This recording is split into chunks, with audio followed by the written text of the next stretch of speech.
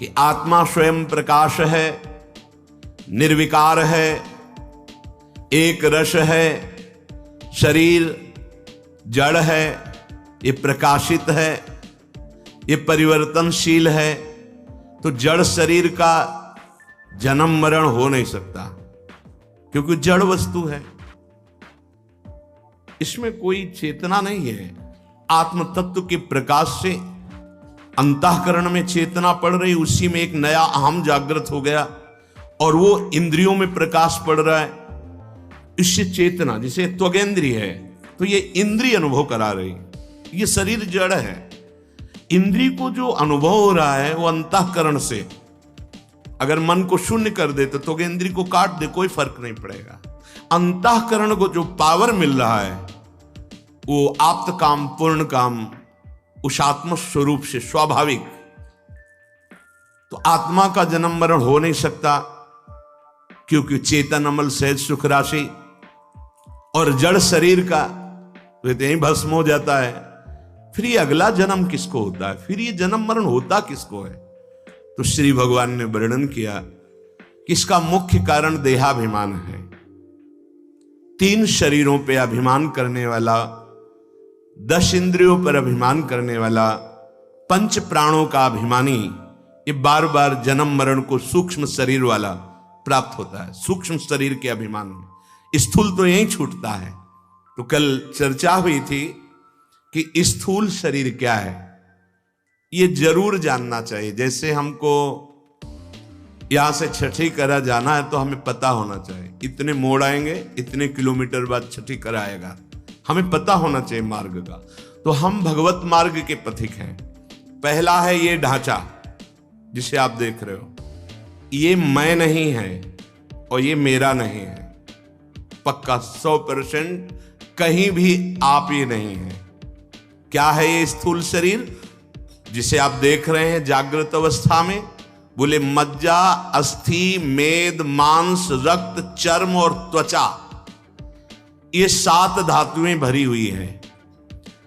हड्डी के ढांचे में ये 6, मज्जा, मेद, मांस, रक्त, चर्म, त्वचा और अस्थि, हड्डियों के ढांचे में सब लगा हुआ, ऊपर से चमड़ी लगी हुई है।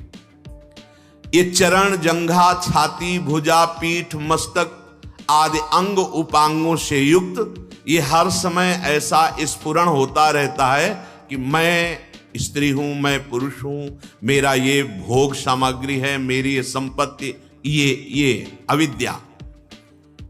ये पूरा ढांचा आकाश, वायु, तेज, जल और पृथ्वी, इन 5 भूतों से रचा हुआ है।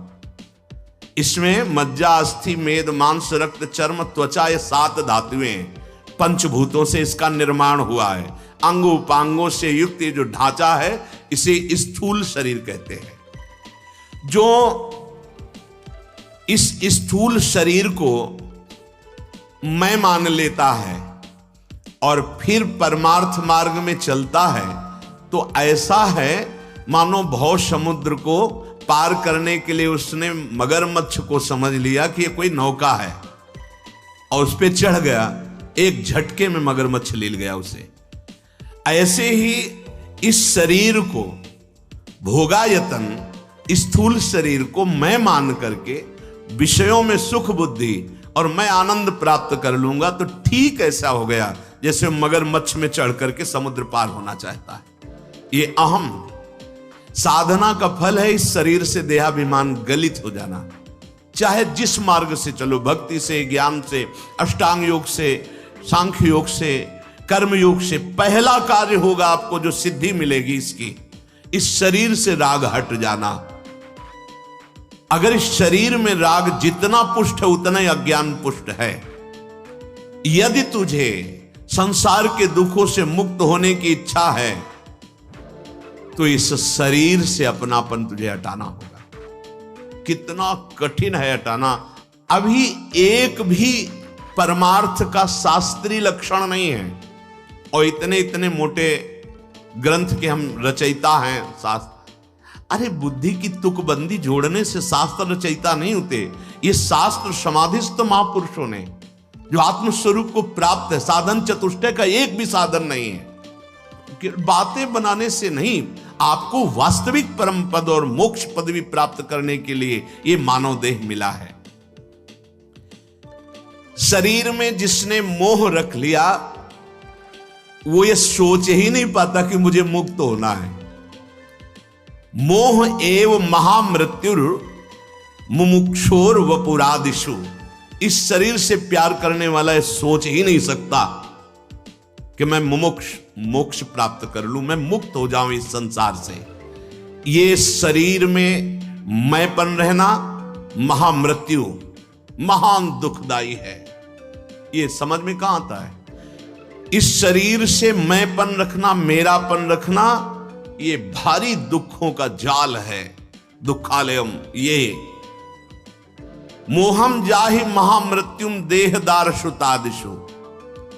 जब ये महामोह पुष्ट होता रहता है कि मैं शरीर हूं, तो फिर ये और गांठ के ऊपर गांठ लगती, ये मेरी पत्नी, ये मेरा पुत्र, मेरा मेरा मेरा मेरा, मोटी गांठ तैयार हो गई। पहली जड़ चेतन की ग्रंथि भ्रम से पड़ गई, अब उसके ऊपर और ये ग्रंथियां पड़ती चली जा रही है। इसलिए उपासक को चाहिए कि गुरुदेव के कृपा प्रसाद से प्राप्त ज्ञान के द्वारा, विवेक के द्वारा इन गांठों को काट दे। ज्यादा समय नहीं है, पता नहीं कब शरीर छूट जाए। हमें मुक्त होना है, हमें इन द्वंद्वों से मुक्त होना है, हमें इन पापाचरण से मुक्त होना है, हमें इन शरीर के रागों से मुक्त होना है। इस शरीर का तदात्म भाव जो तुम्हें प्राप्त हो गया है, इसी से तुम्हें ये नाना प्रकार की भोग सामग्री प्रिय लग रही है, और बाह्य इंद्रियों से भोग सामग्री में मत वाला दुर्गति को प्राप्त होता है। बाह्य इंद्रियों से भोगों में सुख की भावना करके जो मतवाला हो गया है, वो दुर्गति को प्राप्त होता है। ये स्थूल देह ही जरा, मरण, स्थूलता, बालकपन, जवानी, बुढ़ापा, वर्णाश्रम, नाना प्रकार की पूजा, मान, प्रतिष्ठा, अपमान, दुख, सुख, इस प्रपंच में फंसाता है, स्थूल का मैंपन। अब आगे कहते हैं, जब शरीर छूटता है तो स्थूल शरीर यहीं छूट जाता है। फिर जन्म किसका होता है? अंतःकरण का अहम धर्म, सूक्ष्म शरीर को लेकर के अगला जन्म। फिर वो कवर बदल जाता है, बोले हिरण का मिल गया, सुअर का मिल गया, देवता का मिल गया।